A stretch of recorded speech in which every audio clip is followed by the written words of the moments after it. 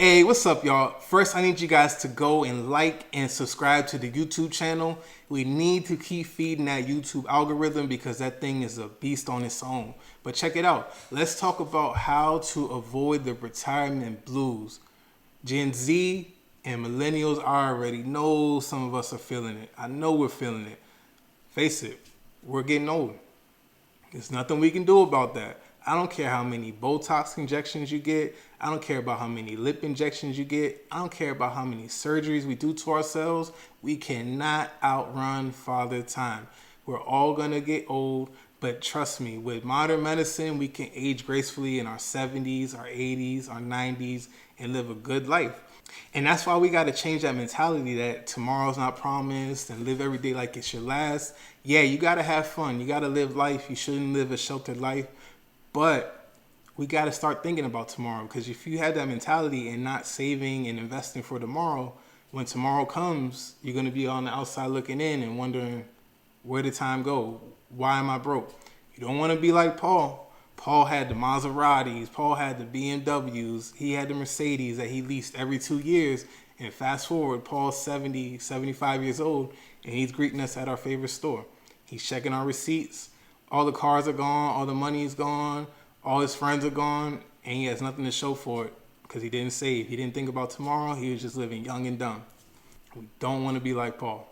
My 25-year-olds, the younger you are, the harder your money is going to work for you. When it comes to investing, time is your best friend. You can do the bare minimum at 20 years old and still come out a millionaire. And I'm not saying that my 45, my 50, 55-year-olds that haven't started investing, I'm not saying it's too late, but you're just going to have to work triple, quadruple harder. You're going to have to, your contributions are going to have to be double, triple. And I'm not saying my 45, 50, 55-year-olds can't become millionaires if you haven't started investing. You're just going to have to work extra harder and contribute the maximum. You're going to have to contribute triple, quadruple of what somebody twice your age is doing. And people are going to say, oh, $1 million, that's not going to be anything in 25, 30 years. Bruh, I'm going to take my chances. Give me that $1 million. It sounds like you don't need it. Let me get that $1 million and you get by with whatever your paycheck is, $1,000, $2,000, $3,000, whatever your paycheck is. You go ahead and take that and let me get the $1 million. I'm going to figure it out. And I know with inflation, stuff's going to go up and down. So $1 million might only be worth $700,000. But that $2,000 that you're working with is probably only going to be worth $700 at the end of the day. So don't get discouraged by people saying $1 million isn't going to do this, $1 million isn't going to do that. I'm going to stay defensive, I'm going to stay dangerous, and I'm going to be investing. The thing about investing, it's boring as hell. Investing is boring. When it comes to these index funds, it is boring. And it's not sexy. It's not something that you can go brag about and say that, oh, overnight you're going to make a gajillion dollars. You know, it's 2020, 2021. We saw what happened with crypto. We saw what happened with NFTs and, you know, the hot stocks like the GameStops and the AMCs and how they just skyrocketed. And, you know, some people did become millionaires. Some people did cash out and make a lot of money. But look where crypto's at right now. And look where NFTs and these hot single stocks are now. I'm not saying they'll never bounce back, but it's going to be rare that we're going to see something just skyrocket like that. So you just got to be slow and steady. And just like the tortoise in the hare, just take your time and run your race. Don't worry about what the other person's doing. Run your race, because at the end of the day, you're going to be good.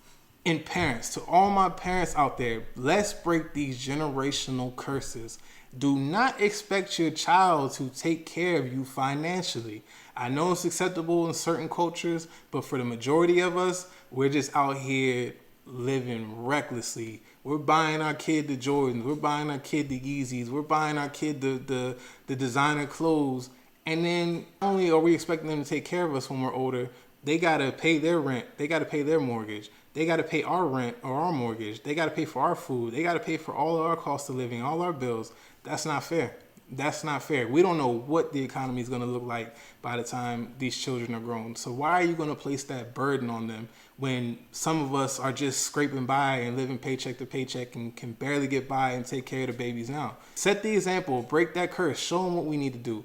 Start them investing habits now. Start those saving habits now. That way you can just chill and relax with your kids. Go on vacation with your kids because you got money. You can do whatever. You don't have to have them working 6, 7 jobs to pay your bills, pay your light bills, because you have 40 and 50 years to save and get it together.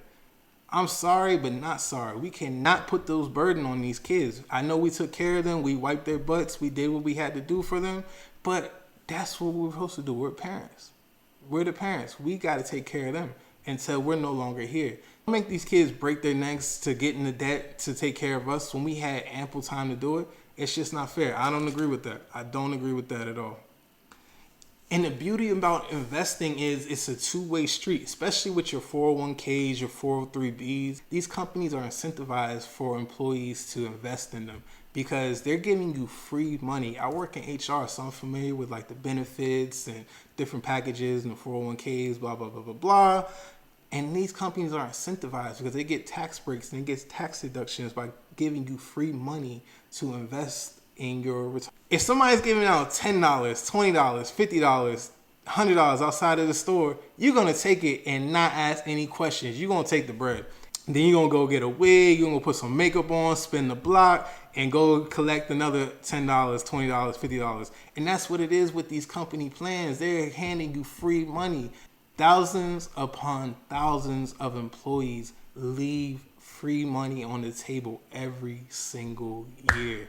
And that's a shame because you can go work this job for 30, 40 years. And some of these companies will match you up to 6%. Some will match half of what you put in. Some might even match every dollar you put in. Why are you not taking advantage of that? And it goes back to you had the tools, you had everything in place to succeed, to invest, to save in the future, and you didn't take advantage of it. You can only blame yourself for that. You can't blame nobody. You can't blame the government. You can't blame the president. You can't blame nobody but yourself because the tools were there and you were either ignorant to the fact that you could have had all this free money and all this money going towards your future, or you just didn't care because, like I said, we're just living young, we're living fast, and we don't really care about tomorrow.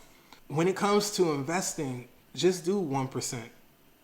You don't notice that money when taxes come out. You complain about it, but you don't notice when that money comes out of your taxes. It's just, all right, I know every 2 weeks I'm going to get this. Every week I'm getting this because taxes, federal, state, all that comes out of your check. So you got to do the same thing with your 401k, but taxes hurt you right now. But that little refund that you get back in February, March, it's not even worth what you're going to be getting 10 years, 15, 20, 25 years from now. That little nest egg, you got to keep investing in it, and it's just going to grow, grow, grow. And when it's time to hatch, you're going to have a lot of money sitting on there. But yeah, guys, invest in your 401k. Think about tomorrow because it's going to be here. I don't care how fast we're living. It's coming. So we need to be prepared for it. That way we live a good life. That way we can retire when we want to retire. We don't have to rely on these jobs to take care of us the rest of our lives because they're already giving us the tools in place. So think about it. I have a lot of HR experience, almost, I think 10 years at this point. So, I can help you out if you guys don't know how to set up a 401k, how to set up an IRA, how to set up any type of retirement plan. Just hit me up. I'll help you guys out. But we got to clear that debt out first. So I like to clear debt before you start investing, but 1 or 2% of your income is not going to hurt. Like I said, you guys have any questions, any comments, let me know. Better Living, we out.